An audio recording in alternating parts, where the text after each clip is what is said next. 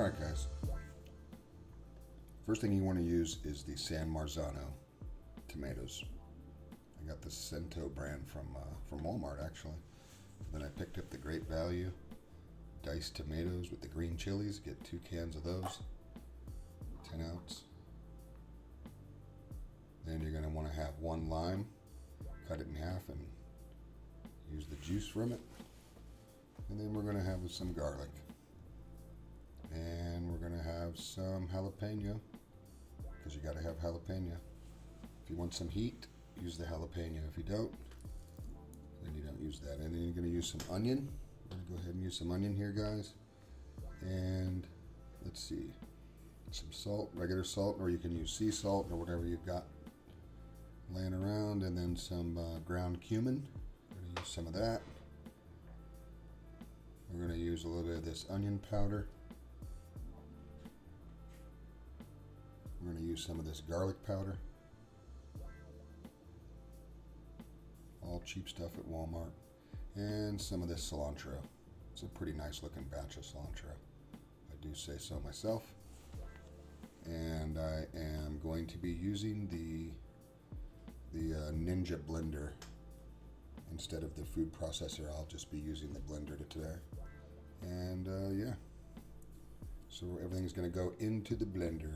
So there's the 28 ounce can of San Marzano tomatoes. Those are peeled whole tomatoes.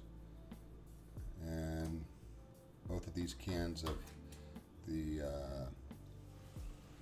mild chili tomato.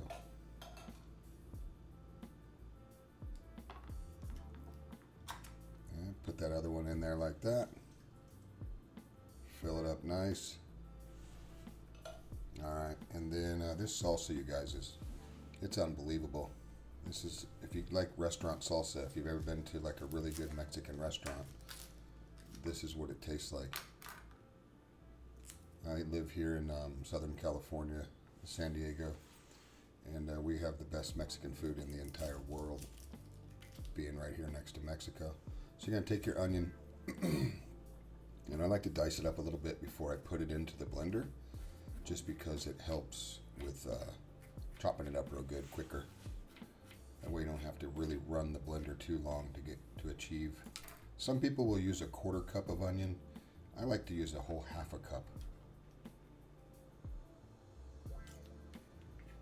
because I feel like onion just gives flavor. It doesn't never ruins things. And next we are going to chop up some of this cilantro. You can use as much of the cilantro as you want. So if you like that real cilantro-y flavor, throw in a 1/2 cup, 3/4 of a cup, and even up to a cup, really. I mean, if that's your thing, cilantro, you're going to get a lot of cilantro flavor if you use about 3/4 of a cup to a cup.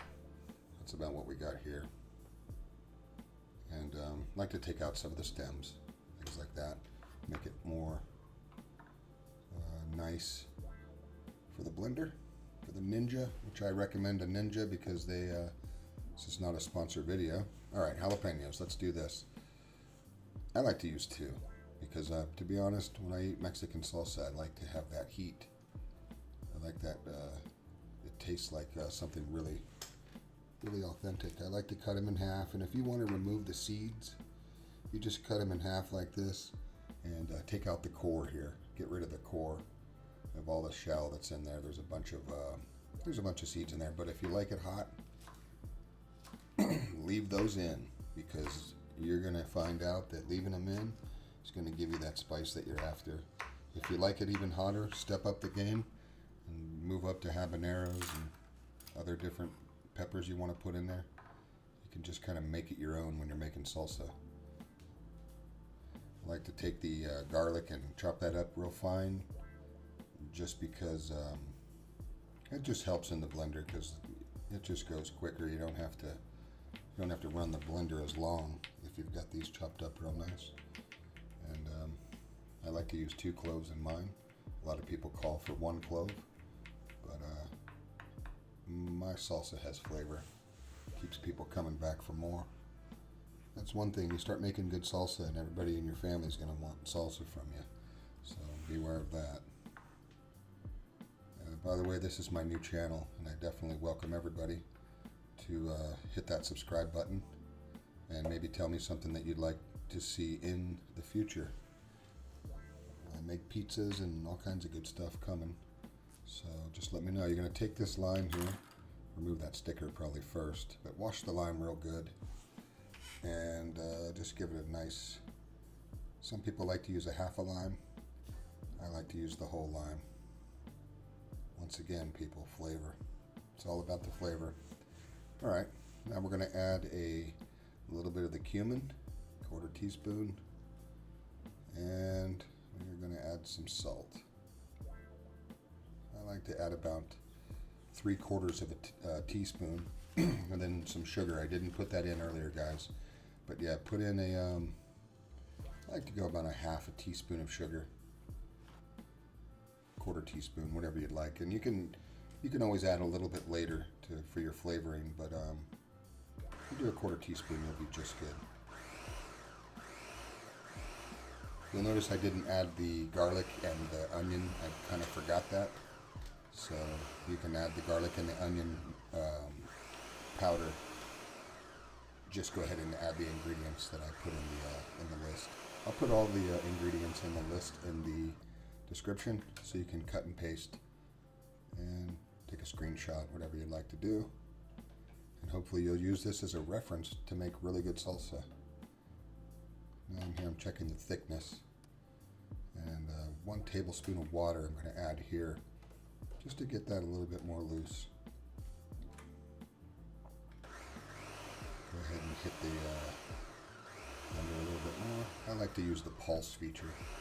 I usually find about 15 different pulses, something like that. And get the salsa nice and blended for you. There it is, people. Beautiful, beautiful salsa. And the color of this San Marzano, this Cento, I can't explain, but in real life you just have to see it. Well, and thanks for watching the video, guys.